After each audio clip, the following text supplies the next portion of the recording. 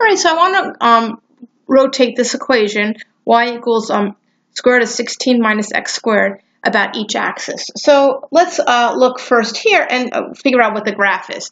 Well, this is a semicircle. It has a radius of 4, and that's just going to help us graph it. It's not going to tell us anything else. So I know that it goes like this. So there's my function. Now, if I want to revolve it around the x-axis, I'm going to have discs that look like this, right? Because I'm going to have something over here.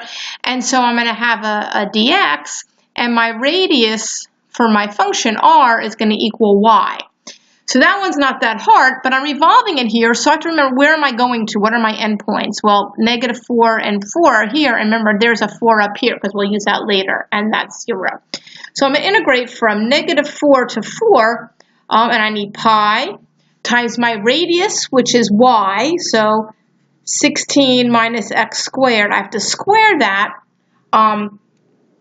dx. So that's the integral pi times the integral from -4 to 4 of 16 minus x squared dx. When I square, it gets rid of the radical, and that's pi times 16x minus x cubed over 3 from -4 to 4. Now you should plug all that in, plug in your 4 and your -4 and subtract, and your final answer should be 256 pi over 3. Now I want to do over the y-axis. So when I revolve around the y-axis, I'm going like this, and look, it's only going to here, right? It's only from 0 to 4, and I only need really half of it because it revolves around itself. So I know I'm going to have an integral. Pi is an integral from 0 to 4, but now my radius is x. So I have to figure out what x is, but it's x, right?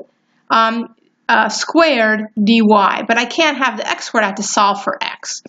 So I have it's y squared is 16 minus x squared, or x equals 16 minus y squared in the square root. And that's a nice thing about our circle, because it's x squared plus y squared equals radius squared. So this is the same as pi times the integral from 0 to 4 of 16 minus y squared dy, which is pi integral from 0 to 4 of 16 minus y squared dy. It's going to be very similar. It's going to be pi times 16y minus y cubed over 3 from 0 to 4. And you plug it in, and you get 128 pi over 3. You should stop and calculate it and make sure that you have it right. So all you're going to do is you're going to be plugging in your 4 and subtracting. This way it'll just be 0. But here, remember, you're going to plug in your 4 and then your -4, so you get the right answer. And notice that they're different values. Well, it's a very different figure, right? This is going to be a hemisphere, and this, when you revolve this way, it's a whole sphere. So the volume should be different.